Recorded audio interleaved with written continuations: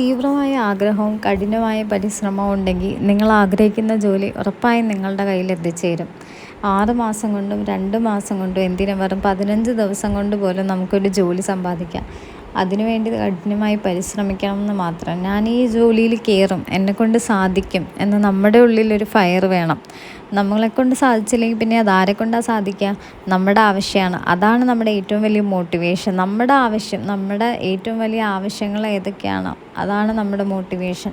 സത്യത്തിൽ നമ്മളൊരു motivation video കണ്ട് 1 ദിവസത്തേക്കോ 2 ദിവസത്തേക്കോ ഒരാഴ്ചത്തേക്കോ ഭയങ്കര പഠനമായിരിക്കും. അത് ആ മോട്ടിവേഷൻ വീഡിയോ കണ്ട് നമ്മുടെ ഉള്ളിൽ വരേണ്ടതല്ല. നമ്മുടെ ഓരോ ആവശ്യങ്ങളായിരിക്കണം നമ്മുടെ ഓരോ മോട്ടിവേഷൻ എന്ന് പറയുന്നത്. ജോലിയില്ലാതെ ജീവിതം വഴിമുട്ടി നിൽക്കുന്ന ഓരോ സിറ്റുവേഷനിലും നമ്മുടെ ആവശ്യം ഒരു ജോലിയായിരിക്കും. കറക്റ്റ് ടൈമിങ്ങിൽ ഒരു ഗുഡ് ഡെസിഷൻ എടുക്കാൻ കഴിയുന്നവരാണ് യഥാർത്ഥ വിജയി. ജീവിതത്തിൽ പല പ്രതിസന്ധികളും വരും. അതിൽ നമ്മൾ ഓരോരോ എക്സ്ക്യൂസസും പറഞ്ഞുകൊണ്ടിരിക്കും. പക്ഷെ ആ ഓരോ ടൈമിങ്ങും കഴിഞ്ഞു പോകുമ്പോൾ നമ്മുടെ ഏജും കൂടി വരികയാണ്. നമ്മുടെ ഓരോ ടൈമും പോയിക്കൊണ്ടിരിക്കുകയാണ്. പോയ സമയം പിന്നെ തിരിച്ചു വരില്ല. അതെപ്പോഴും നമ്മൾ ഓർത്തുകൊണ്ടിരിക്കും. ദിവസം വെറും 2 മണിക്കൂറോ 3 മണിക്കൂറോ ആത്മാർത്ഥമായി പഠിച്ചാൽ നമുക്കും നല്ലൊരു ജോലിയിൽ കയറാവുന്നത്. റീസെൻ്റായിട്ട് PSCയിൽ junior instructor stenographer confidential assistant ഇതിൻ്റെയൊക്കെ നോട്ടിഫിക്കേഷൻസ് വന്നിരുന്നു. എല്ലാവരും അപ്ലൈ ചെയ്തു എന്ന് വിചാരിക്കുന്നു.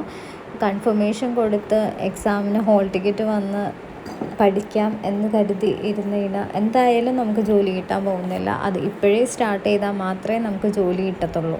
ഒരു സർക്കാർ ജോലി കിട്ടിക്കഴിഞ്ഞാൽ നമുക്ക് അതുകൊണ്ട് പല ഗുണങ്ങളും ഉണ്ട്. ഒന്ന്, ഒരു സെക്യൂർഡ് ജോബായിരിക്കും. പിന്നെ നല്ലൊരു റെസ്പെക്റ്റ് കിട്ടുന്നൊരു ഏരിയ ആയിരിക്കും അത്.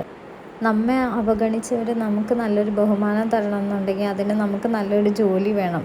ഒരാളെ കാണുമ്പോൾ നമ്മൾ എന്താ ചെയ്യുന്നത്, എന്താ ജോലി എന്ന് ചോദിക്കുന്നത് അത് അവൻ്റെ ഫിനാൻഷ്യൽ സ്റ്റാറ്റസും പൊട്ടൻഷ്യലും അറിയാൻ വേണ്ടിയിട്ടാണ്. അവൻ എത്രത്തോളം ബഹുമാനം കൊടുക്കണം എന്നറിയാൻ വേണ്ടിയിട്ടാണ് നമ്മുടെ ജോലി എന്താണെന്ന് മറ്റുള്ളവർ നമ്മളോട് ചോദിക്കുന്നത്. അതുകൊണ്ട് ഇന്നു മുതൽ നമുക്ക് ട്രൈ ചെയ്ത് തുടങ്ങാം. എന്തായാലും ഒരു ഓഗസ്റ്റ് ഒക്ടോബർ മാസം ആകുമ്പോഴത്തേക്കും ഈ എക്സാംസ് വരാൻ ചാൻസസ് കൂടുതലാണ്. പിന്നെ ഹൈക്കോർട്ടിലും കോൺഫിഡൻഷ്യൽ അസിസ്റ്റൻ്റ് വിളിക്കാൻ ചാൻസസ് ഉണ്ട്. ഈ ഡിസംബർ ആകുമ്പോഴത്തേക്കും കോൺഫിഡൻഷ്യൽ അസിസ്റ്റൻറ്റും പേഴ്സണൽ അസിസ്റ്റൻറ്റ് ജഡ്ജും വിളിക്കാൻ ചാൻസസ് ഉണ്ട്. സോ നമുക്ക് ഇന്ന് മുതൽ ട്രൈ ചെയ്ത് തുടങ്ങാം. ഡെയിലി ഞാൻ ഷോർട്ട് ഹാൻഡിൻ്റെ ഓരോരോ ചാപ്റ്റർ വൈസ് ആയിട്ട് അപ്ലോഡ് ചെയ്യുന്നതായിരിക്കും. ഓരോ ക്ലാസ്സസ് ആയിട്ട് എടുത്ത് അപ്ലോഡ് ചെയ്യുന്നതായിരിക്കും.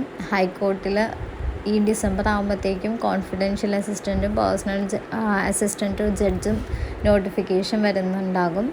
സോ അതിനും വേണ്ടി നമുക്ക് പ്രാക്ടീസ് ചെയ്ത് തുടങ്ങാം. ഷോർട്ട് ഹാൻഡിൻ്റെ 80 വേർഡ് പെർ മിനിറ്റിന് സ്റ്റാർട്ട് ചെയ്തിട്ട് ഏകദേശം ഒരു 140 വേർഡ് പെർ മിനിറ്റ് എങ്കിലും ആയാലാണ് നമുക്ക് ഒരു ജോലിയിലേക്ക് എത്തിച്ചേരാൻ സാധിക്കത്തുള്ളൂ.